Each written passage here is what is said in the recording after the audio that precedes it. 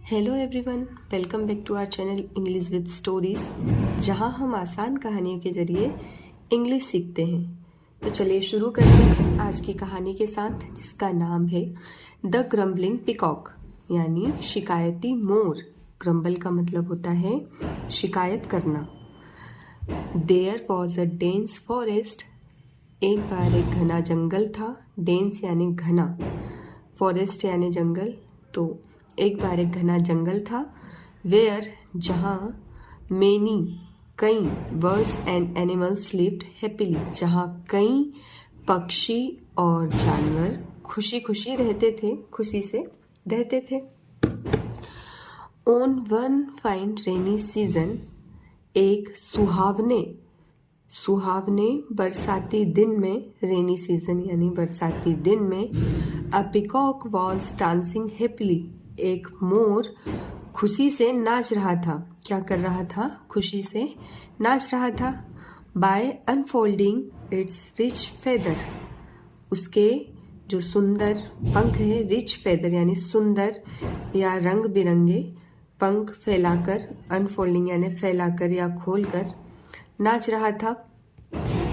While dancing the peacock began to sing loudly, while dancing यानी dance करते समय या नृत्य करते समय, the peacock began to sing loudly, मोर ने क्या शुरू कर दिया?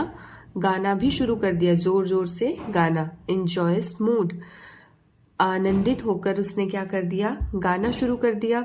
बट सडनली, पर अचानक से, ऑन हियरिंग दिस, पर अचानक से यह सुनकर, इट्स रफ वॉइस, उसकी कर्कश आवाज सुनकर या बेसुरी आवाज सुनकर, all the birds and animals burst into laughter, सभी पक्षी और जानवर जोर से हंसने लगे या ठहाका मारकर हंसने लगे। बर्स्ट इनटू लाफ्टर मतलब ठहाका मारकर हंसना। द पिकॉक्स फेस फेल, मोर का चेहरा उतर गया या चेहरा मुरझा गया। And tears came down from its eyes, और उसकी आंखों से आंसू आने लग गए, उसकी आंखों से आंसू गिरने लगे। सडनली, अचानक से, एट दैट टाइम, अचानक से, उसी समय, एट दैट टाइम यानी उसी समय, अ नाइटिंगेल, एक बुलबुल, came and sat on a tree near by the peacock.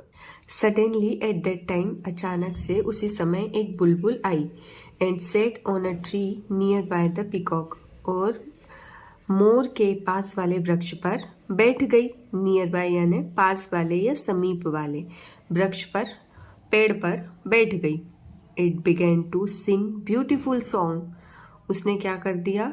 एक सुंदर गाना गाना शुरू कर दिया। It began sing beautiful song enjoying the pleasant rainy season, बारिश के उस मौसम, उस सुहाने मौसम का आनंद लेते हुए। प्लीजेंट यानी सुहावने, रेनी सीजन यानी उस सुहावने बारिश के मौसम का या बारिश के दिन का आनंद लेते हुए, एंजॉइंग, आनंद लेते हुए उसने क्या कर दिया? गाना गाना शुरू कर दिया।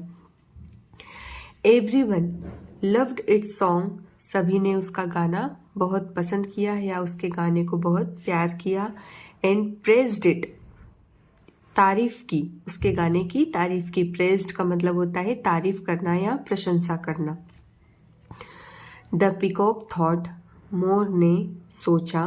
The peacock thought, if I sing a song, अगर मैं गाना गाता हूँ, एवरीवन लाफ्स एट मी, अगर मैं गाना गाता हूँ तो सभी मुझ पर हंसते हैं। एवरीवन लाफ्स एट मी, सभी मुझ पर हंसते हैं।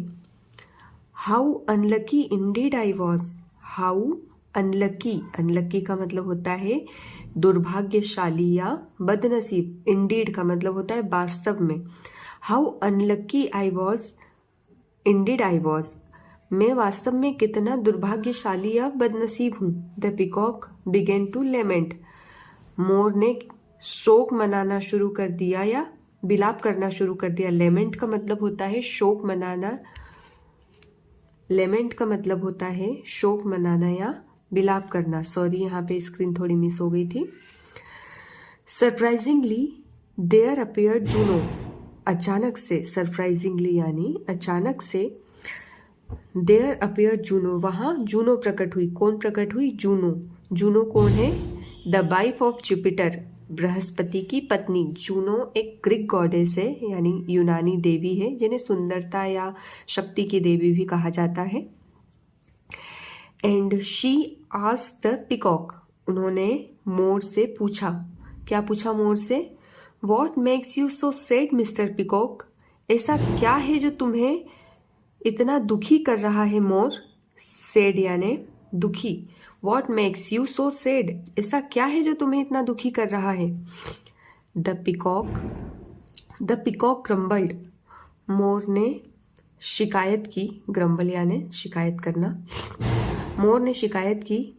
I have got such a beautiful body, I have got यानी मुझे मिला है, सच अ ब्यूटिफुल बॉडी, इतना सुंदर शरीर, मुझे इतना सुंदर शरीर मिला है।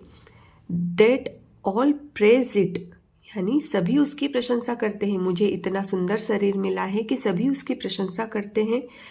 But my voice is very rough and harsh, but my voice, पर मेरी आवाज, वेरी रफ, बहुत ही रूखी और कर्कश है। My voice is very rough and harsh, मेरी आवाज बहुत ही रूखी और कर्कश है। It is of no use to have this beauty, यानी इस सुंदरता का कोई मतलब नहीं रह जाता। अगर मेरी आवाज इतनी रूखी और कर्कश है तो इस सुंदरता का कोई मतलब नहीं रह जाता। मोर ने यह शिकायत की। किससे की? जूनो से। ऑन हियरिंग दिस, यह सुनकर, जूनो सेड, यह सुनकर जूनो ने कहा। क्या कहा जूनो ने? Never grumble over your God, कभी भी अपने ईश्वर से शिकायत मत करो। Never grumble over your God, अपने ईश्वर से कभी भी शिकायत मत करो। God has given various gift to every creature, God has given, ईश्वर ने सभी को दिए हैं वेरियस गिफ्ट, अलग अलग गिफ्ट। वेरियस यानी अलग अलग या कई।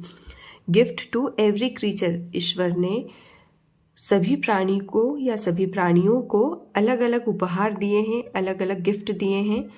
टू यू ब्यूटी, यानी तुम्हें सुंदरता, तुम्हें सुंदरता दी है। टू द ईगल स्ट्रेंथ, गरुड़ को ताकत दी है। गरुड़ को क्या दी है? टू द ईगल स्ट्रेंथ, गरुड़ को क्या दी है? ताकत दी है। To the nightingale good voice, और बुलबुल को सुंदर आवाज, मधुर आवाज दी है। बुलबुल को क्या दी है? सुंदर आवाज। एंड सो ऑन, और भी कई। ऑन हियरिंग दिस, यह सुनकर, ऑन हियरिंग दिस, यह सुनकर, द पिकॉक रियलाइज्ड, मोर को एहसास हुआ। रियलाइज्ड यानी एहसास, मोर को एहसास हुआ। इट्स मिस्टेक, मोर को अपनी गलती का एहसास हुआ या अपनी गलती का आभास हुआ। एंड इट कन्वेड, कन्वेड का मतलब होता है प्रकट करना या व्यक्त करना। कन्वेड का मतलब क्या होता है? प्रकट करना या व्यक्त करना। It conveyed it thanks to Juno, उसने अपना धन्यवाद प्रकट किया। किसे? जूनो को। मोर ने अपना धन्यवाद प्रकट किया जूनो को। तो मोरल ऑफ द स्टोरी है, learn to live happily with what God had given to us. ईश्वर ने जो कुछ हमें दिया है, ईश्वर ने जो कुछ हमें दिया है, हमें उसी में खुश रहना चाहिए। मोरल ऑफ द स्टोरी है, learn to live happily with what God had given to us. ईश्वर ने हमें जो कुछ भी दिया है, हमें उसी में खुश रहना चाहिए। तो फ्रेंड, ये थी आज की हमारी कहानी। आई होप आपको पसंद आई होगी और आप सभी ने इससे कुछ ना कुछ सीखा होगा। अगर आपको हमारी ये वीडियो, हमारी कहानी पसंद आई है तो इसे लाइक और शेयर करें, और आगे भी इसी प्रकार कहानियाँ सुनने के लिए और उससे इंग्लिश सीखने के लिए हमारे चैनल को सब्सक्राइब करें। और अगर आप चाहते हैं कि इस वीडियो में आए हुए इम्पोर्टेंट वोकेब, इस कहानी में आए हुए इम्पोर्टेंट वोकेब हम आपके साथ लास्ट में शेयर करें या ऐड करें, तो उसके लिए प्लीज़ कमेंट कीजिए। Thank you so much.